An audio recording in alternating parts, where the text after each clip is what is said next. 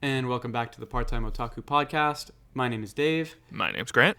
And this week we're going to cover Attack on Titan, Season 4, Episode 7. This is usually what we do on Wednesdays, so if you're a first-time listener, welcome. Thank you for joining. Welcome back to everyone who has been listening. It's been awesome seeing you guys interact and watch people discover the podcast, so thank you. Very humbling, thank you. And at the top, I want to thank the artist for this week's fan art that we're using in our thumbnail, which might be my favorite so far. This is from EnzoFernandez.art on Instagram, and he also has Twitter handle, which is PKBlitz, and that's spelled PKBLITZ on Twitter. Super killer thumbnail. Insane. Like you said that to me, and I immediately dropped what I was doing, and I just zoomed in on the art. Yeah, man. Some of the favorite ones that I've seen so far have ironically all been from that moment, like the long-haired Eren transformation what was that, at the end of episode 4? Yeah, or 5, maybe. 5. Yeah. Yeah, so much cool art that has inspired. Really, really great to see. Thank you for letting us use it. Thank you. So we're gonna continue to play with the formula of the podcast before we really jump into like gushing over all the fun stuff of this episode. And gush we will. Yeah, there's lots of cool stuff that happened and lots to dissect. But we'll start with a quick summary of the episode, and I'll kick us off here. So, season 4, episode 7, titled "Assault."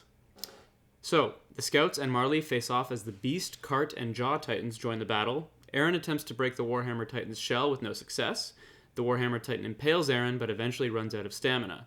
Eren shifts into his third Titan so far and rejoins the fight. During the battle, Marley appears to have the advantage early with a higher number of Titans and greater firepower. We seem relatively outclassed at this juncture. However, Armin's arrival triggers a major shift in momentum when he wipes out Marley and reinforcements in an explosion. Galliard breaks rank to attack Eren. Levi presses the brief hole in defense to take out the Beast Titan. The Scouts press the advantage. Sasha and Jean take out Piek and her crew, but Falco interrupts before the killing blow can be dealt on Piek. Galliard engages with Eren. During their fight, Eren realizes the Jaw Titan's claws and jaws are strong enough to damage the shell, encasing the Warhammer Titan.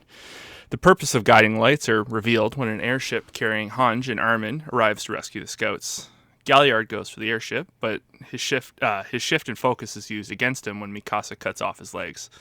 Eren uses this chance to improve the inclusivity of the cast and convert Galliard into a full-on quadriplegic. Next, he forces the now limbless Galliard into nut-cracking the shell, protecting the Warhammer Titan. Eren swallows the spoils and inherits the Warhammer Titan. Next, he gets ready to eat Galliard for dessert, but Falco and Gabby's cries rouse a sleeping, narcoleptic Reiner, who awakes to confront Eren. Roll credits. Fucking juicy, man. Oh, Dave. Dave. It was a pretty killer episode. Best, in its own way, very action heavy, like beginning to end. Mm-hmm. It might be weird saying it, but probably like the least lore, and the least conversational pieces through the episode. This was straight up business the whole time. Yeah, we got like just a lot of confrontations took place. It's so cool how this show is like really, really good at lore, character interaction, conflict, etc. But then you can have just an action-packed, filled episode where actually like a lot happens, but at the same time not a lot happens. We don't get a ton of like, lore dumps or exposition. It's just like, okay, we've had enough of that, and now we need to hash some things out. And like any good show or movie, it honestly felt like this episode was 5 minutes long. You know what I mean? Like it probably one of the most better blended episodes this season. It was just very seamless from like beginning to end. Like I guess it's all in the same spot, right? Like I guess the one exception is when we cut to Eren in the harbor, but it's it's not like we're jumping from like across city to battlefield to like Armin rooms. In the harbor. Or Armin, sorry, what did I say? Erwin? Eren. Yeah. Oh, Eren. But yeah, it was like kind of I finished it and I was like, there's no way this must be a short episode, but it was it's full length. It's just I was completely captured by this episode. I agree. I have the same problem. Like it just goes by too quick when I'm watching it. I'm like, after amazing stuff happens, I'll pause and be like, oh god, how much left? How much is left? Only 5 minutes. It's like it's rough. It's like when you have a really, really good meal, you're like, oh, this is going away way too fast. I need to be more. You don't want it to end, and but yeah, so much was packed in such a small, a small episode. Unreal. Like, it is unreal, and I wanna make note of how unreal it is. Just for any new listeners or people that think maybe we're overhyping this, I have a piece of trivia for you. After the release of this episode, Assault, Attack on Titan now has 3 out of the 5 highest rated TV episodes of all time, including the number 1 spot on IMDb.com. Holy cow! Is that user generated, or is that it's all user voted? So obviously there's like a recency bias problem there. Sure. But I mean, the number 2 spot is Ozymandias by Breaking Bad. Oh, that's which a good I one. think all-time classic. Definitely holds up. Yeah. The number 1 spot is Hero from last season. The episode was called Hero. It's when Levi faces the Beast Titan and Armin sacrifices himself. That's a good one. Which is a pretty great episode. Yeah. But yeah, so, definitely users are appreciating this. People are loving it as much as we are. Yeah, oh, for sure. This has by far been the best season, in my opinion. Yeah, I was trying just briefly, I was trying to explain this to someone who's the lady who's going through this show right now. And I was like, it feels like a different show, but in a weird way. Like, it's very much the show and you're very invested, but it feels like season 4 is what everything has been building to. Absolutely. Because we have so many answers now. Mm-hmm. You know what I mean? It's almost, and I don't say this to try and throw salt, but it's almost like if the last season of Game of Thrones didn't flop, because Game of Thrones had so much build. For sure. And you just wanted to know, how is this going to end? And every reveal we've had so far, every major question that's been answered, every giant conflict that has come to a close and there's a loser and a winner, it has been immensely satisfying. It's hard not to sound so hyperbolic about this season, because it is the finale. We have had all this all this build up, but I think we're enough episodes in at this point to truly say the payoff, even within the season, the payoff, the build up of the season, forget all the stuff that's happened the previous 3 seasons. It's just it's just all, it's a Christian, it's clearly starting to crescendo, the fan service, not in the it's all there for us. We're getting answers, we're getting the action, and Aaron has taken the stage as really what a change of character he has had. We had talked about this before. He's had the time, the 4 years to kind of think and change, and you had mentioned a few times, they're not kids anymore. This episode just really showed how hardened and trained Aaron is now. The multiple Titan shifts, and the moving on, the quick tactical thinking on the field. He's a completely different character. It's unreal. Very tactical is a good word. Very emotionless, detached, goal set. I agree though. He's front and center in all the conflict. He's not panicking or losing his cool. And I think if you think back to season 3, there were a lot of hints there. In those last 2 episodes when they discover the truth, you see Aaron, the truth really changes him. Yeah. When he finally gets to see the ocean or the sea, he's not filled with rage and exasperated. He's exhausted. He's like, will it finally be over if we go and do all this? And then when they're on their way to the harbor, do you remember they encounter a Titan in the last episode of season 3, part 2? He makes a reference to leave him alone. He's a patriot. He says, "Oh, a fellow patriot." A fellow patriot. Yeah. You can tell his whole perspective has changed. Yeah. And then who knows what he's been up to over the last 4 years. But whatever it was, it brought you to where he is now in this episode. And it's clearly a lot. Yeah. I really hope we get to see some of that. And, it was nice this episode. And obviously we're going to get to finer details and moments. But there was a moment with Jean. I don't know why out of any of the original, the original cast, it stuck out to me. but there's the moment where like he has the shot Mm-hmm. to take out Falco and Pieck, Mm-hmm. and he even says in the episode, "Oh, like am I losing my touch?" Mm-hmm. But like he went for that shot. That shot would have landed if Yep. Pieck had not released the steam, because he even says that, was it the steam or was it me? it wasn't me. But like when that scene had happened, I was like, I really, really want to see like a full 20-minute episode of like What happened to these people? what happened to these people. But even I would settle for the other end of Aaron's letters. I want to see all of them in a room. I want to see who's like, no, like Aaron's right. 'Cause obviously, Flock is like, he's sided with Aaron. He's the only really one that's been like vocal so far in like the 2 episodes so far with the conflict. And I just want to see like Jean and we got Hanj this episode. Like you can tell she's fully in. Yeah. And Especially, yeah, I agree. I'd really be down to revisit like what happened in that interlude. I hope we see what happens. On that note about Jean, I think one beautiful thing about that scene, the fact that he went to take the shot, is that if you remember in season 2, he hesitates and nearly dies to kill somebody. In season 2. I completely forgot about that. Yeah, Armin has to save his life, and Armin's the one who pulls the trigger and kills one of Kenny's men. Oh, remember that? That's coming back to me now. Yeah, Jean. There was a whole not arc, but there was a couple scenes where they referenced like he didn't really have the balls for a second, or he didn't have the instinct to kill another person. Killing Titans was different for him. Yeah, and then he focuses up and he's able to fight properly when they have to face down against Kenny's men towards the end of season 3, part 1. But that was a moment where he had a problem killing people. And you can see in this episode, he's taken a big step up in terms of tactically leading the crew. He has been a standout. Like you can tell. Yeah. I think the only one we haven't really seen much of would be Connie. His story is nowhere to be seen. Yep. Because she's queen, she's probably hanging back. For all we know. Yeah. I guess Sasha's doing her thing too. So of like the original main crew, everyone's more or less been, like they're accounted for. Like obviously Levi and Hanj aside, but of like the original gang, like of training, I guess who would be left at this point? Yeah, we've seen Jean, Flock, Levi, Hanji. Sasha has had some great moments. Armin now.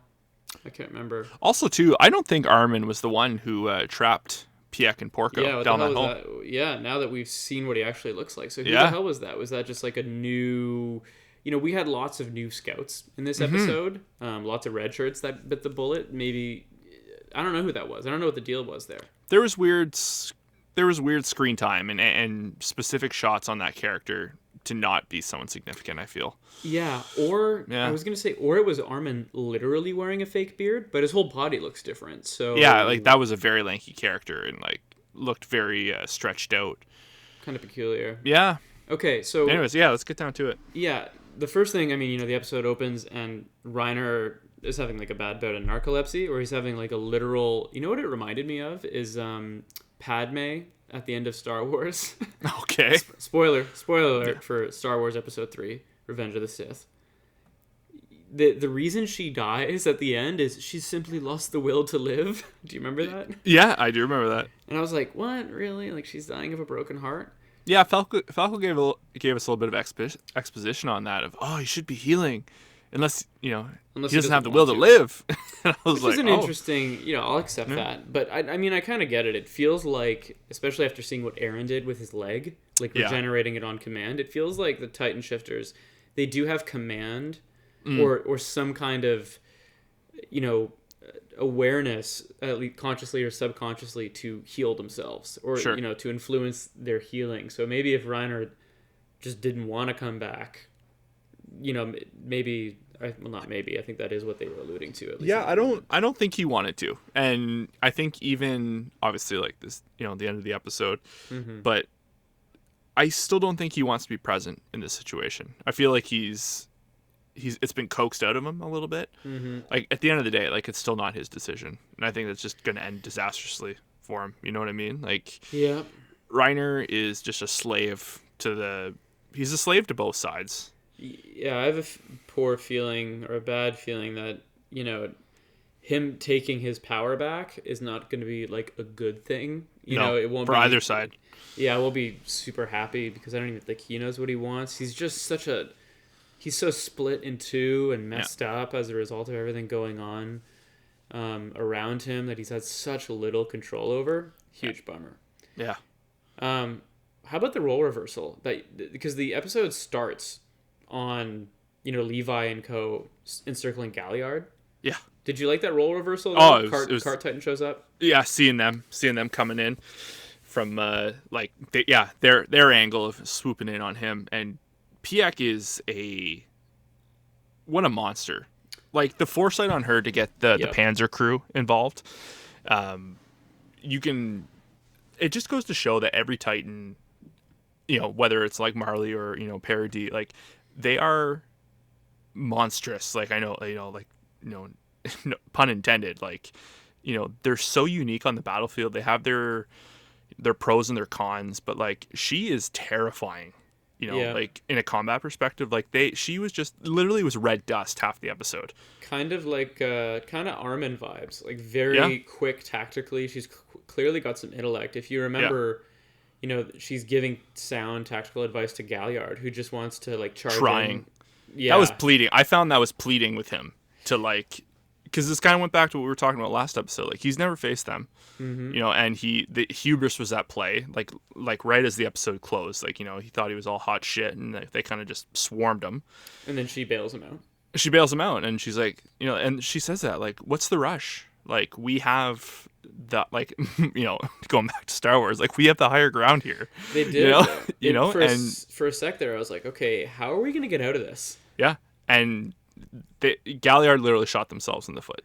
Yeah, it's funny seeing that was one of my favorite or themes of this episode is just the reversal. Yeah. Because the episode, towards the end of last episode, it looked like the scouts had the advantage. We quickly flipped that on their heads as Beast and Piak both show up. Now we're outnumbered 4 Titans to 1 because of the whole Warhammer is sort of there, sort of not. Yeah. Beast shows up. We don't know where he shows up from or like what the distraction was or if it went bad or what the plan is there, but whatever, he shows up. And then, we see that reinforcements are pouring in for Marley, and the Cart Titan's Panzer unit is ripping scouts out of the sky. That looked pretty bad. And the coordination of the scouts was just so fucking killer. Yeah, Gene leading that too. It was like, retreat, and you could tell Gene, it was a very Gene heavy episode. It was. Yeah. And it's so easy to forget, but like, he had a lot of moments in season 1 butting heads with Aaron, trying to be a bit of a leader. In season 1, around the time when Aaron bites the dust, he has to like lead scouts to a room to try and get the surviving scouts. He has to lead them back to headquarters to try and get gas. He like takes on the leadership role tactically, like tells them how and where to go. You could tell that he's kind of come into his own. He doesn't really, he's juggling all that pretty well, which is pretty cool character progression. Yeah. But yeah, like you said, man, Galliard charges in, fucks everything up. Oh my god, like, it was so funny. I was doing some reading this week, just seeing what everyone else's consensus is of the season, and like every comment I've on Twitter and Reddit is like L. Like, and it's true though. Like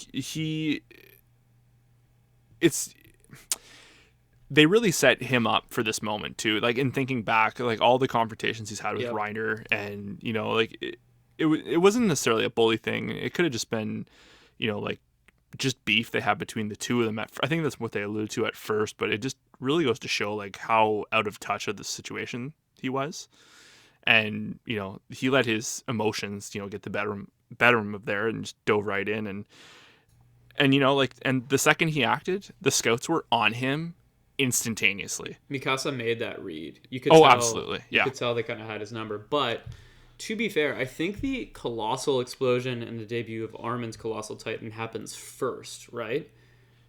Let me think. I think it goes Colossal Explosion, takes out all of the Marleyan reinforcements. And I think there was like a number at one point that was like associated with how many people were on their way. It was tens of thousands. I feel like they said 30,000. 30,000. Okay. 30,000. So let's assume that Armin may or may not have just nuked 30,000 people to death. which I would really like to take some time with that. But yeah.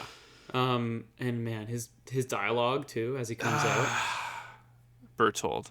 Yeah. Just that moment of like, because in a weird way, the only person that knows how he feels is Bertold. Yeah, and he actually says, he has a good line, again with the poignant dialogue, right? Mm. Like, this is definitely a theme. As you mentioned earlier, there isn't a ton of dialogue this episode. Yeah. But, again, like, they sneak a couple in, like, very quick lines, and he just says something like, are these the sights that you saw? These are the sights you must have seen, I think, yeah. Like, just... And they set it up, too. They showed the kid... There's like the kids playing, or the kind of, or the kid crying in the rumble, and then it kind of cuts to Armin, and Armin sees the same kid, and I was like, oh my god, like that kid crying in the rubble. More trivia for you. That kid crying in the rubble. They show that kid in the end credits of season 3, part 2. Same frame. What? Same frame. Really? Yeah. Like they're just like it's at the very end of season 3, obviously, the very last episode. They're just showing these like scenes, like war scenes, it looks like. Okay. And that same frame of a kid stuck under a boulder, exact same kid, is at the end of season 3, part 2. It looks like Mappa just put a bit of a filter on it. Sure. Because he looks like he's in daylight. Oh, okay. In the end credits of season 3, but yeah, they use the same kid. Brutal. And you can tell Armin is very invested in the situation. Because he has that moment of remorse and like compassion for like what he did, like to the people. But when he's on that blimp, which that happens, and he's up there, and it's just back to business, like stone cold, like our plan is gonna work, kind of thing. Like he's in it again. Like he's not.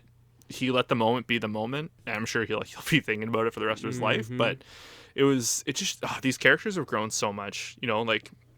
We haven't like really grown with them completely because we have like this big span of time that we've missed, but they're not the same characters. Like they are, but they're not. Yeah, you would never think of Armin as a character with killer instinct. No, like he may have pulled the trigger that one time to save Jean. Yeah, but this is different. Like it's it's very quite literally like a nuke.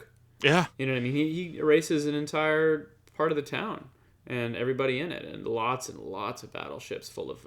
Probably all kinds of reinforcements. Well, I think that's what the nuke was. I think they were loaded with all the weaponry and probably the mortar shells or what have you, and just it was similar to when Bertold did the same thing earlier in the season, right? They showed him sneaking into a camp, and he went off, and they see the nuke going off in the distance.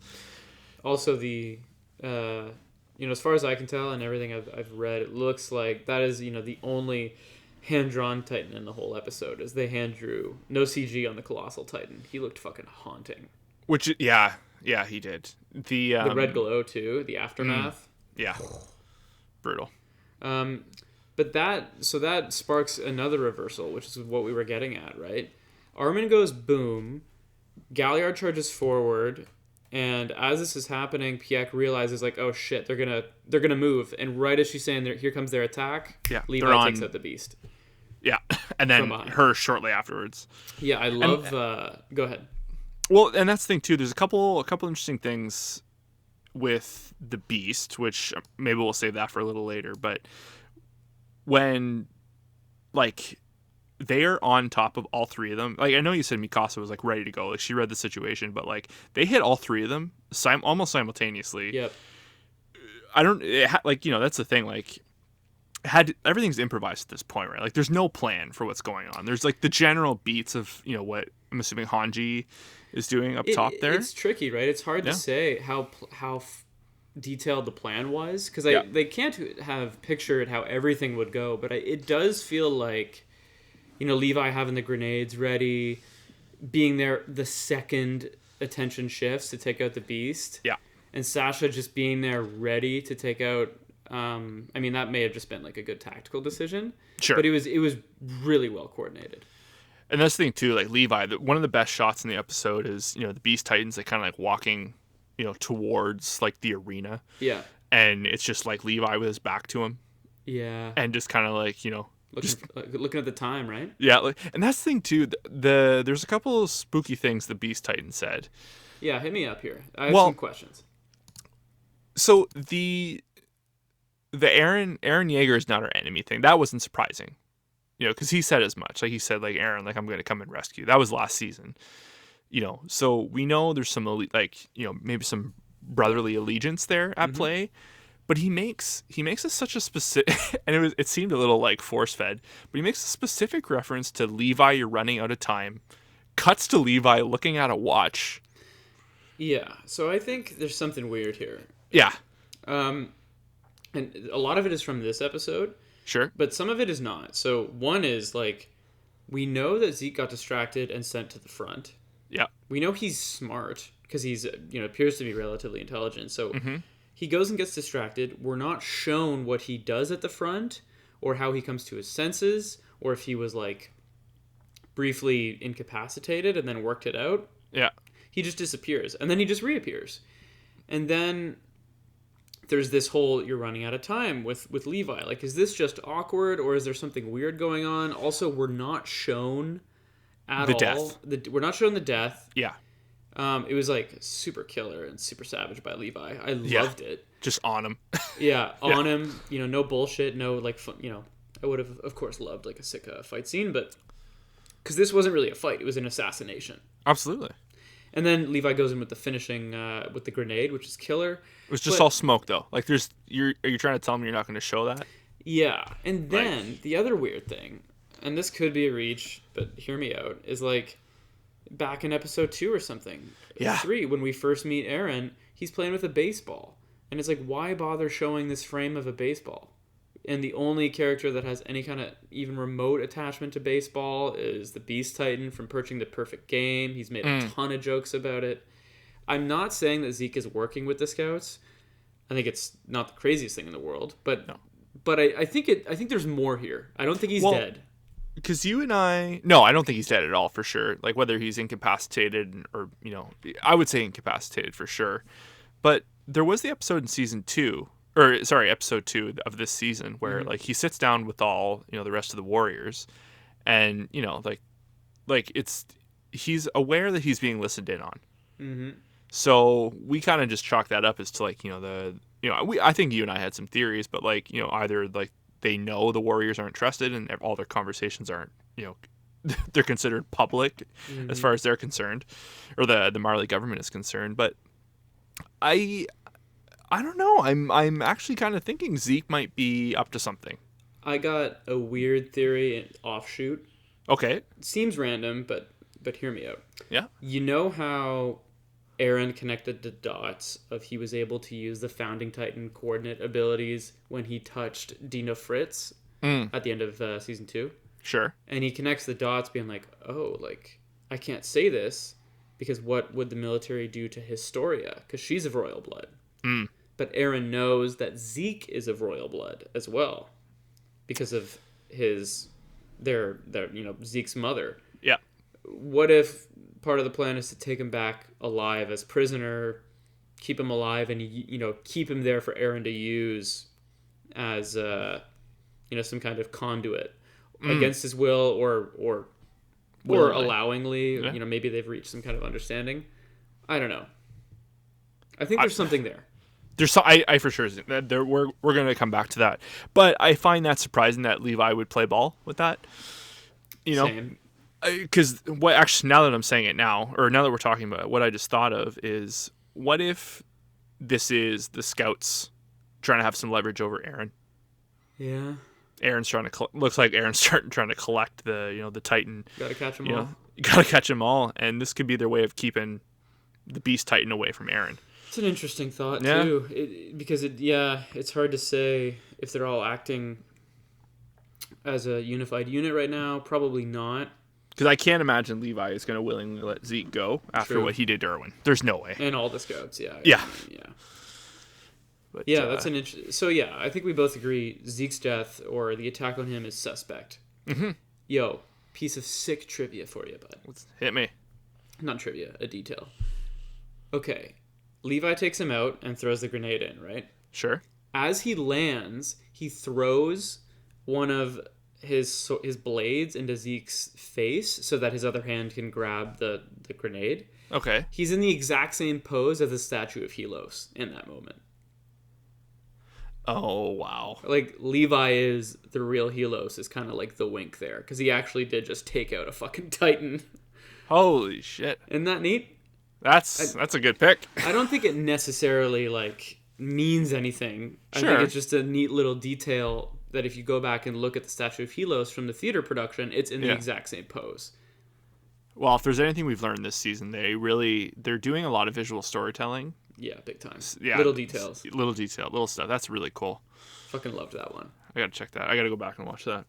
How about Sasha? Fucking sniping out the Panzer unit.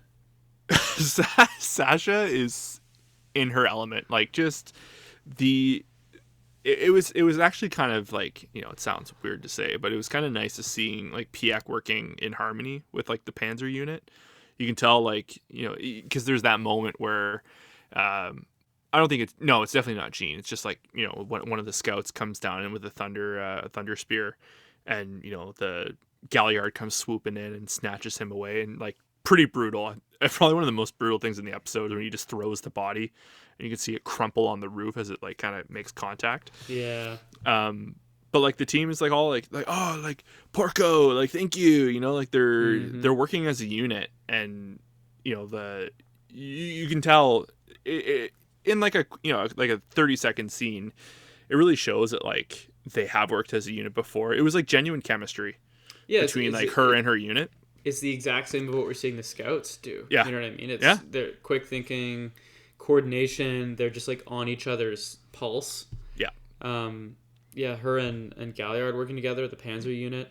That was killer, man. And then and that was too, like, Sasha makes her shot, and she made her shot, but like the firing is still going, and then it tapers off. You're like, oh, and then like Jean on her, like, instantly. And I love too, like, the fact that we're showing her with a gun, because she's always been a pretty good shot with a bow and arrow in the past. Yeah. And I also like that we're not making the funny potato girl jokes. No. Like, I think I was telling you, I'm watching season 1 and 2. Mm-hmm. It's all food related. Every scene she's in, there's a food joke. And it's funny, though. Like, it's genuinely funny. Yeah. The whole way. But there's, like, nothing funny about this part, right? No. She's literally just dusting people. Headshot.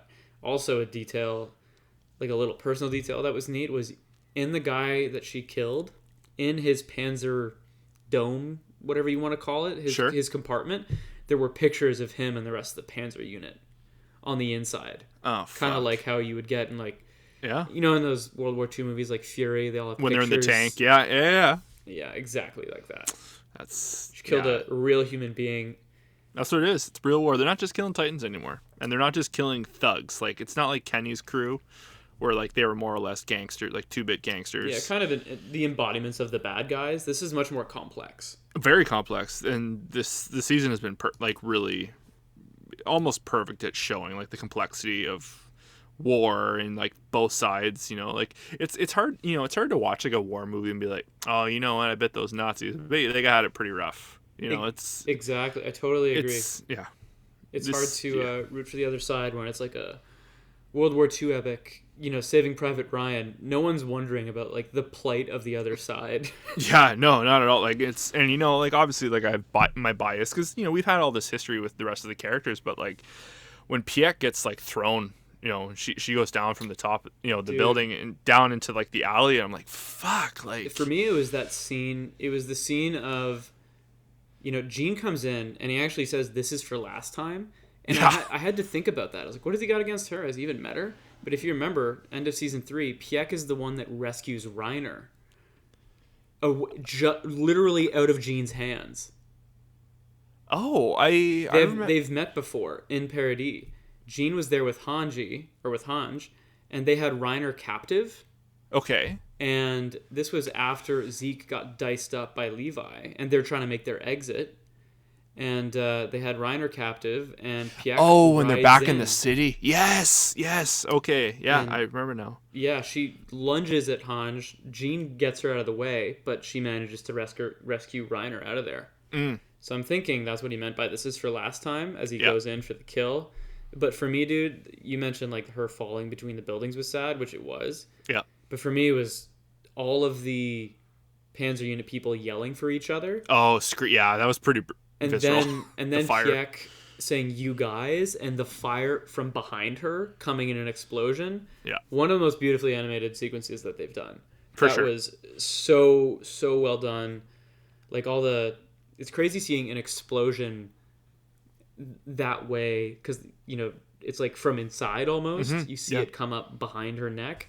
Yeah. Very sad. Yeah. Rough go.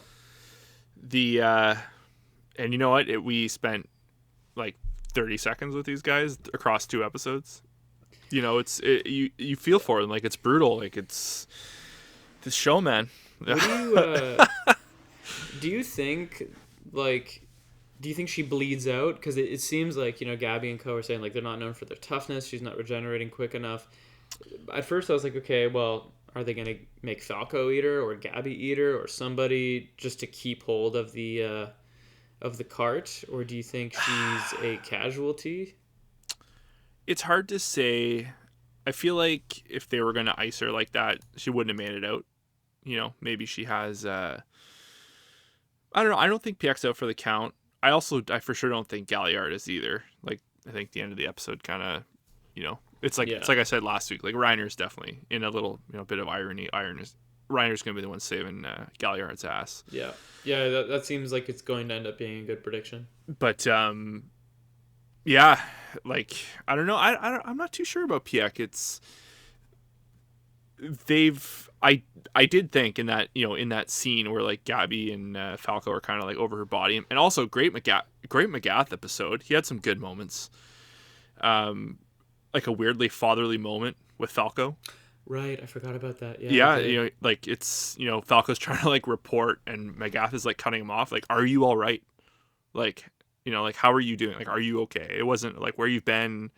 It's not this. It's like, are you okay? Yeah, he's not blood and guts. Like, here's your assignment. Get moving. Well-being was checked first. Really, they have definitely humanized him. Yeah, absolutely. In this, and who knows what's going to happen post this fight, but it's like in the moment, like it's all gut reaction, right? Like it's I'm sure he like in this moment, like this isn't like a war. This isn't like these kids. Like, this is like an ambush. This is like guerrilla warfare. This is not what they're used to. So like in that moment, him like worrying about them was very legit, and I completely bought it. Oh, I buy it too. Yeah. How about the Warhammer Titan taking another Hail Mary shot and impaling Aaron with what she had left in the tank? Really cool. And then also I really like just the again hand drawn the shell of her. It's just like the outer casing. It's not like any of the innards. Like, you don't see the mouth or the face or the eyes or anything. Oh, yeah. Like this sort of half Titan she conjures. Yeah. As she shoots the spire. And then also, like, that whole leads into Aaron. More like what we talked about earlier of Aaron. Just, like, being just an absolute assassin. Like, dude, all business. And he timed it, too. He got the armor up in time. Yeah. And was able to block her from landing what may have been a killer blow. And like his assessment, he's like, oh yeah, like she's gassed here, like she's out of moves. Yeah, she could have had me, but she didn't, and like that's where. What's killer, is because Galliard actually mentions, Aaron jumps out of his Titan and brings up a third in like a pretty short amount of time. The third Titan in one conflict. We've never seen that before, have we? We haven't, and what it made me think of was the end of season 2 when Aaron is having a full-on mental breakdown because he can't transform in time to save Hannes from being eaten. Oh, yeah. And he just sort of lost it at that point. Remember, like he was just, his body was rejecting it. His hands were cut off and they hadn't healed yet, and he just didn't have enough stamina or strength or whatever you want to call it. He didn't have enough. No. To transform, and he had to watch someone else die again. And not this now, time, though. He's got the juice. He's got it for days. Yeah. Like, this is the third time, and he seems fine. Fucker's not even winded. No, exactly. And that's the thing, too. Like, usually they're pretty good at showing, like, if someone looks sweaty or they're gassed. Like, he just looks normal. Yeah. Like, almost soulless. Yeah, he's all business there, man. That was killer. I liked seeing that. And then this is around the time Galliard goes for him. I loved that fucking that whole Mikasa lead up. taking him out by the legs. I loved the switch though too of like Galliard makes that he connects Aaron decks him. Yeah. I laughed at that. I was like, that's what you get for charging. Well, But he also takes Aaron's arm. that's the thing is at first Yeah. I was like, yeah, that's what you get for coming at my boy all hot. Yeah. But then he reverses it, bites off the arm, and then just starts clawing the shit out of Aaron's face. Yeah, and then which reveals that he can crack through that. And that's oh my god. There's Tactical thinking on Aaron. There's so many moments in this episode that kind of calls back to ideas we've had. I think it reveals that they still don't know what to do with Annie. I think Annie's still sitting in her chrysalis somewhere, and has not been able to break out. I agree because go ahead. It just also too Aaron bites, the pod, and just they have a close up of his face and all his teeth are missing and the gore, and like it's so fucking brutal. He's not giving a fuck. He's like, oh, no, that won't work. What's next? No, nice try. My teeth didn't do it. And then he puts two and two together with as we said earlier, he turns Galliard into a nutcracker, which. Yeah. I mean, everyone saw that foreshadowing coming. I did not think that it would pay off in that same episode. No, I didn't either. Yeah. That was crazy. It happened so fast. Gotta appreciate how quick Mikasa was on the uptake, too. Just like his totally Aaron's bodyguard that whole fight, too. Absolutely. As usual, obviously. But I loved the way they shot that. Galliard charging in, and then just a quick flash to Mikasa's eyes, and fing, there go your legs. Yeah.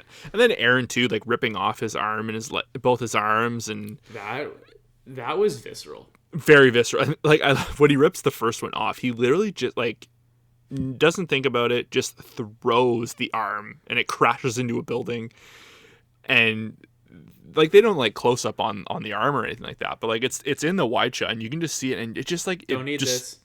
Yeah, and just but you see it crash into the building, and you're just like, fuck. Like I thought he was gonna take one arm and take it home for safekeeping, but I was like, but he's like, nah, that'll take too long. I'll do it now. I'm good. And honestly, this is probably the most unsettling thing in this entire episode for me was when Galliard has his teeth wrapped around like the pod, and and he lifts it up, and he's like in the process of like trying to crush it.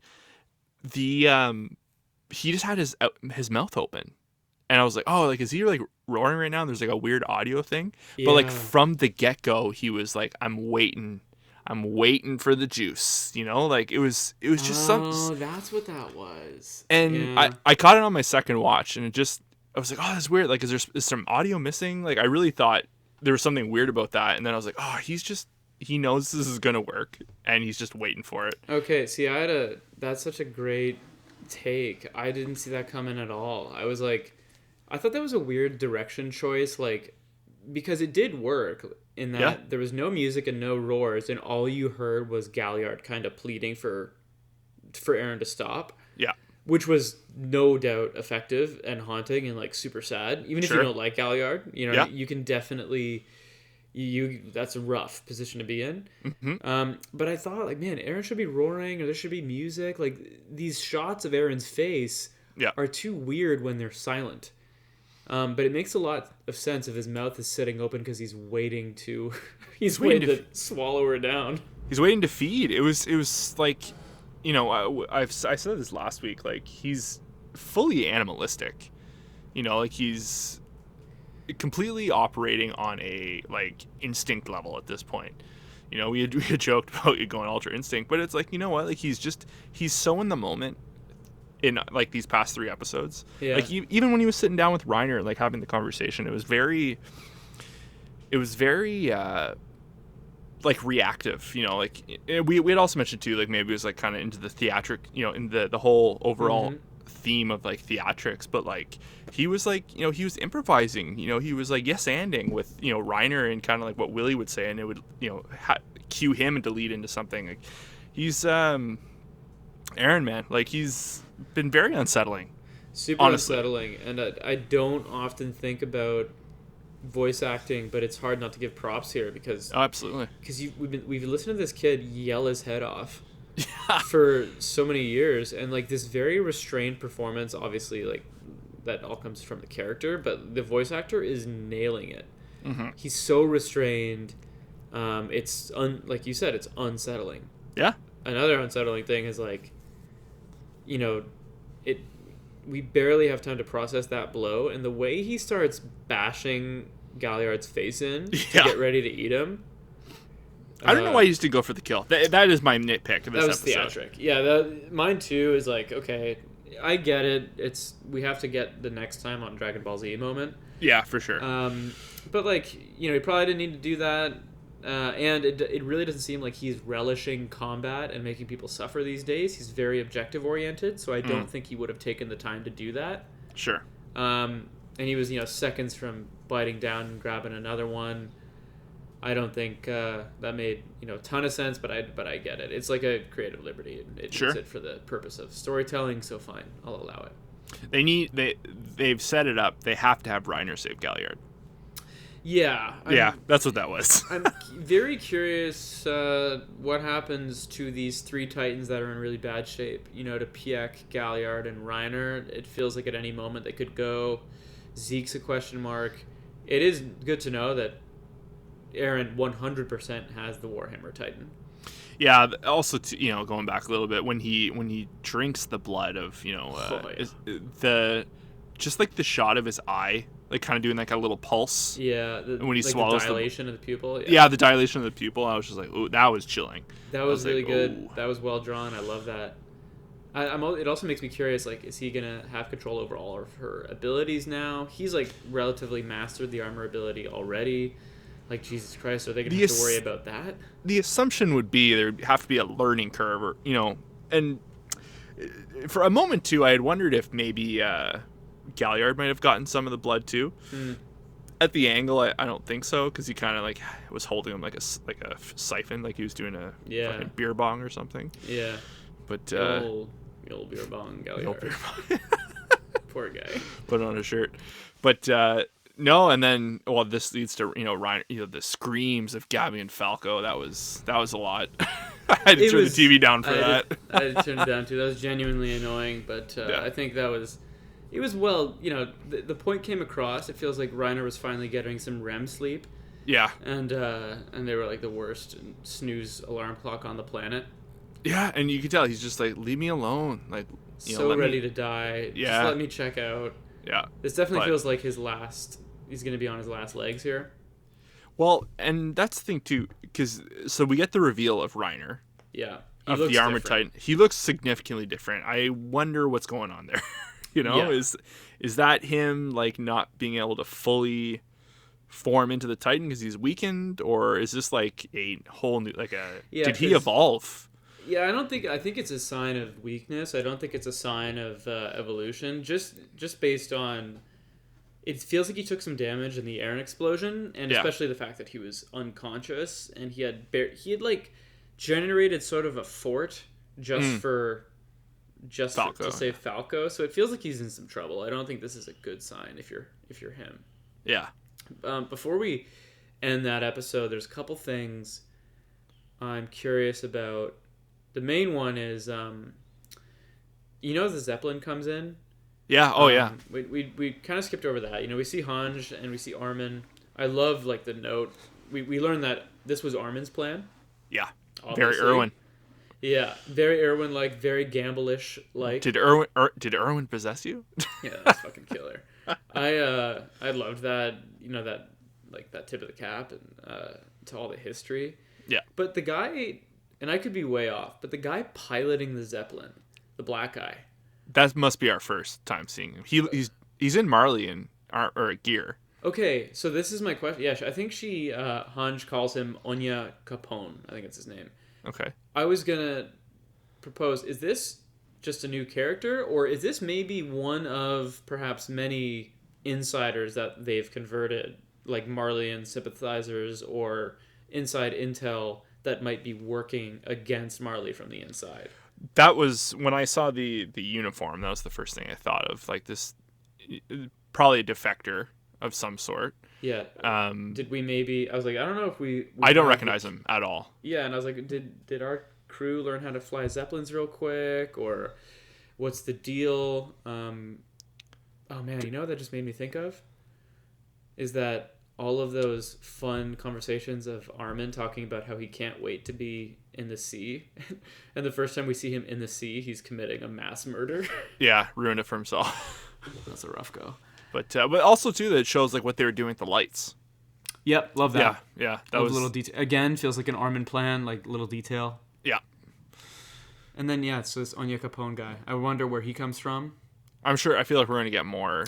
I do think we're due for another exposition episode. Yeah, you want my prediction for next episode though? Yeah, hit me. Quick one. Yeah. I boldly propose that fucking Azuma Bito's gonna be on that Zeppelin. I'm telling you, Grant. She's gonna be like, so how'd it go? Yeah, how we doing? Are we on schedule? Okay, maybe not, but it would not surprise me if there was more intel. You know, if we had more insiders. At least this Anya Capone guy. Well, yeah. I think there's some more water to your Azuma Bito theory for sure. Just maybe in the line, and that's the thing too, because like she could be lined up with Zeke too. Like this, we don't know. Yeah. There's definitely some Zeke stuff. Backtracking again. The second I saw that Zeppelin, the first thing I thought of was, oh my god, they are going to drop Titans on the city. Fuck, that would have been killer. That was the first thing I thought of, because they did that at the beginning, right? Like that was Zeke and Reiner and... Yeah, God, that would have been rough. Yeah, thankfully they didn't do that, because I feel like that would be a step too far for we parody. already let off a nuke and killed 30,000 people. We're probably good. Yeah, my God. Pretty Armin. Crazy that the one... My guy. That was Armin. Did you watch the preview? Do you want to talk about that? Yeah, absolutely. Always watch it. Yeah. So, I feel like it's a bit of a spoiler. You know, I think the first line of dialogue in the preview is the armor titan falls. It's like the first thing they say. Did you catch that? Yeah, I don't know did. If they mean quite literally, but the scenes we see is Eren on the Zeppelin, so it feels like he gets out safe. Could be a misdirect. Could be a misdirect. And Reiner's nowhere to be seen. It's like, okay, so what happens here? It could be they could be making reference to like Reiner had fallen, like he was down in the, like they could be. The episode could start to prior to him coming out of the ground like that. Like we might get like a couple minutes of, maybe like a quick retread of Eren drinking or Eren about to bite, like leading up to that point of like him about to eat Galliard potentially. But I don't know. Maybe we'll get that exposition episode we're kind of craving. The one thing I noticed too is Eren on that blimp Zeppelin thing is the red shirts, like the scouts, are pointing guns at him, at Eren. Oh, he's in trouble, man. He overstepped some boundaries for sure. He's like, so how was everyone else's summer? Oh my God, you're looking great, Gene. I love the scruff. Yeah. But I don't know. There's gonna be some words had. The one thing, the big question, at least in that stinger, at least in that trailer preview thing, is Gabby. Right? So it's called Assassin's Bullet. We know that, she's grabbed guns a couple times. She's stormed off. It seems like she might actually make it onto the blimp or Zeppelin. Do you think she takes someone out, or do you think she's a sad casualty and she gets maybe killed in action? No, I think Gabby's going the distance. This either till the very end or